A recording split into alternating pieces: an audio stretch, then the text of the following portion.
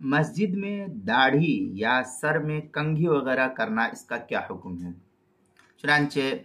اگر کوئی شخص مسجد میں بیٹھ کر داڑھی یا سر میں کنگھی وغیرہ کرتا ہے جس کی وجہ سے داڑھی کے بال یا سر کے بال وغیرہ جو ہے مسجد میں گرتے ہیں اور مصلیوں کو اس سے تکلیف ہوتی ہے، تو یہ آداب مسجد میں مخل ہے اور دیگر مصلیان مسجد کے لیے باعث اذیت اور تکلیف کا سبب ہونے کی وجہ سے فقہا اس کو لکھتے ہیں کہ یہ فعل یعنی مسجد میں کنگھی وغیرہ کرنا یہ مکروہ تحریمی ہوگا، کیونکہ اس میں جو اللہ تعالیٰ کا گھر ہے اس گھر کی تمام ظاہری اور باطنی نجاست سے پاکی اور صفائی کا حکم دیا گیا ہے، اور یہاں بال گرنے کی وجہ سے جو ہے اللہ تعالیٰ کے گھر کی بظاہر صفائی جو تھی اس صفائی کو ہم گندگی سے ملوث کر رہے ہیں، اس لیے جو ہے اللہ تعالیٰ ظاہری اور باطنی نجاستوں سے پاک صاف کرنے کا حکم اللہ تعالیٰ کے گھر کو دیا گیا ہے، اور تمام مساجد اور تمام مسجد بیت اللہ کے متعلق اس حکم میں داخل ہو جاتی ہے۔ اس لیے جو ہے اس لیے فقہا لکھتے ہیں کہ یہاں جو ہے مکروہ تحریمی ہے کنگھی وغیرہ کرنا، کیونکہ حمیت بیت اللہ کو تمام ظاہری اور باطنی نجاستوں سے پاک صاف کرنے کا حکم دیا گیا ہے، جیسا کہ اس سلسلے میں جو ہے قرآن مقدس کے اندر ہے ان طہرا بیتی للطائفین والعاکفین والرکع السجود، سورہ بقرہ پارہ نمبر 1 آیت نمبر 125 پر اس کو نقل کیا ہے۔ اس کے تحت جو ہے آگے اور بھی ہے طہر بیتی للطائفین والعاکفین والرکع السجود، پارہ نمبر 17 سورہ حج آیت نمبر 26 پر جو ہے اس میں نقل کیا ہے۔ اسی طریقے سے تفسیر کبیر کے اندر ہے وَأَمَّا قَوْلُهُ إِن طَهِّرَ بَيْتِيَ فَيَجِبُ أَن يُرَادُ بِهِ التَّطْهِيرُ مِن كُلِّ أَمْرٍ لَا يَلِيقُ بِالْبَيْتِ، اس طریقے سے جلد نمبر 1 صفحہ نمبر 46 پر جو ہے اس کو نقل کیا گیا ہے۔ اسی طریقے سے اور بھی تفصیلی بحث جو ہے نقل کیا ہے، حلبی کبیری کے اندر ہے وَلِأَنَّ تَنزِيهُ الْمَسْجِدِ مِنَ الْقَذْرِ وَاجِبٌ، یہ حلبی کبیری کے صفحہ 612 پر اس کو نقل کیا گیا ہے، اور قواعد الفقہ الامر للوجوب اس کے صفحہ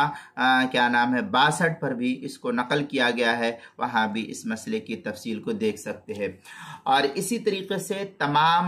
مسجد بیت اللہ کے متعلق اس حکم میں داخل ہے کہ جس طریقے سے بیت اللہ کی صفائی کا حکم ہے، ایسے ہی تمام مسجد اس کے تابع ہونے کی وجہ سے تمام مساجد کو پاک اور صاف رکھنے کا حکم دیا گیا ہے۔ چنانچہ حضرت مفتی شفیع صاحب رحمۃ اللہ علیہ معارف القرآن کے اندر لکھتے ہیں کہ لفظ بیتی میں اس طرف اشارہ ہے کہ یہ حکم تمام مساجد کے لیے عام ہے،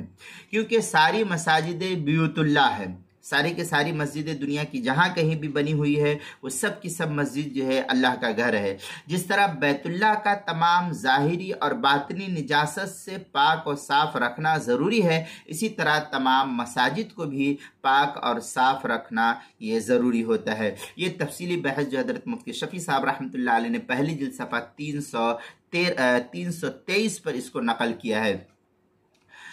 جامع احکام القرآن للقرطبی کے اندر ہے، یعنی تفسیر قرطبی کے اندر ہے وَأَمَّا قَوْلُهُ طَهِّرَ بَيْتِي دخل فيه بالمعنى جميع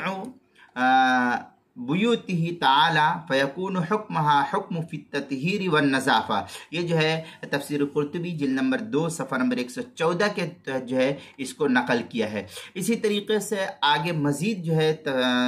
تفسیر قرطبی کے اندر ہے قولہ تعالی فی بیوت اذن اللہ ان ترفع ویذکر فی اسمہ کے تحت جو ہے نقل کیا ہے تفسیر کے ساتھ سورہ نور پارہ نمبر 18